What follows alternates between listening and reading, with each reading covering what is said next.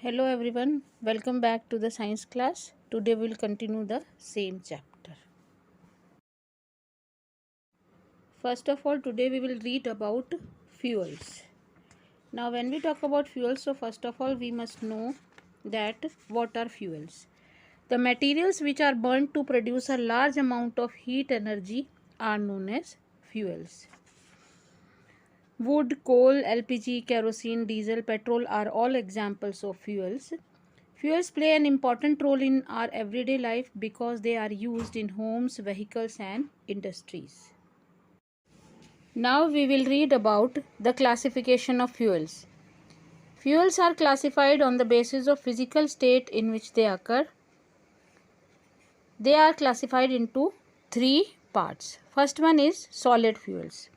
Solid fuels exist in solid state at room temperature. Examples are coal, coke, wood, etc. Next one is the liquid fuel. Liquid fuel exists in liquid state at room temperature. Examples are kerosene, petrol, diesel, etc. Now the third one is the gaseous fuel. It exists in gaseous state at room temperature. Examples are LPG, compressed natural gas, and biogas. Now calorific value of fuels.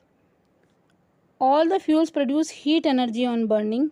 Different fuels produce different amount of heat on burning. Some fuels produce more heat whereas other produce less heat. So the amount of heat energy produced on complete combustion of 1 kg of a fuel is called its calorific value. The calorific value of a fuel is expressed in a unit called kilojoule per kilogram. Here on your screen you can see the calorific value of some common fuels, for example cow dung cake, wood, charcoal, biogas, etc. Here first of all cow dung cake is there. So 6000 to 8000 kilojoule of heat energy is produced by 1 kg of cow dung. We can also see diesel. So it is 45,000 kilojoule of energy is produced by 1 kg of diesel. So here you can check the calorific value of some common fuels. Now we will read about the characteristic of an ideal fuel. An ideal fuel should have some characteristics. For example, it should be fairly cheap and easily available. It should be easy to handle, safe to transport, and convenient to store. It should burn smoothly. It should have a high calorific value.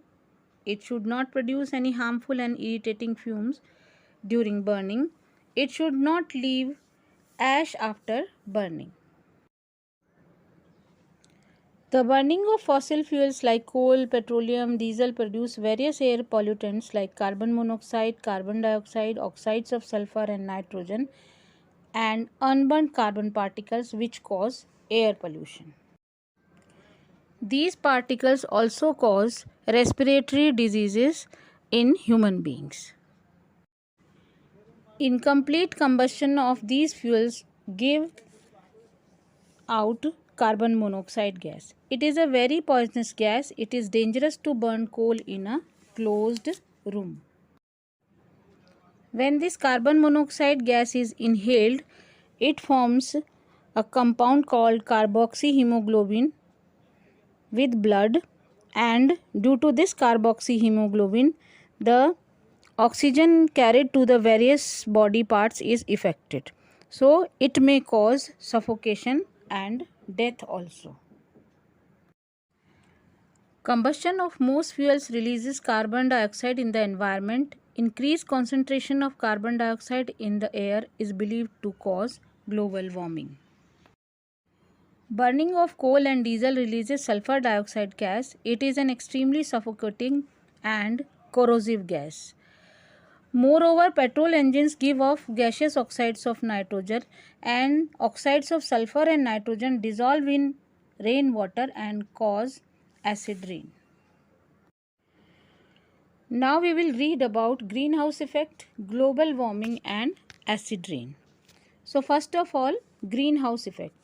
Heating up of Earth's atmosphere due to the trapping up of the sun rays by greenhouse gases like carbon dioxide in the atmosphere is called greenhouse effect. The increase in the concentration of carbon dioxide in the atmosphere increases the rate of greenhouse effect. This leads to increase in the average temperature of Earth. This is called global warming. So, global warming is the rise in the average temperature of the atmosphere of the Earth. So, when we talk about global warming, it adversely affects the monsoon rains, causes seasonal pattern change, and causes excessive melting of polar ice, thereby raising the level of water in sea and ocean. The rainwater, which contains dissolved oxides of nitrogen and sulfur, is known as acid rain. This acid rain is very harmful for crops, buildings, and soil.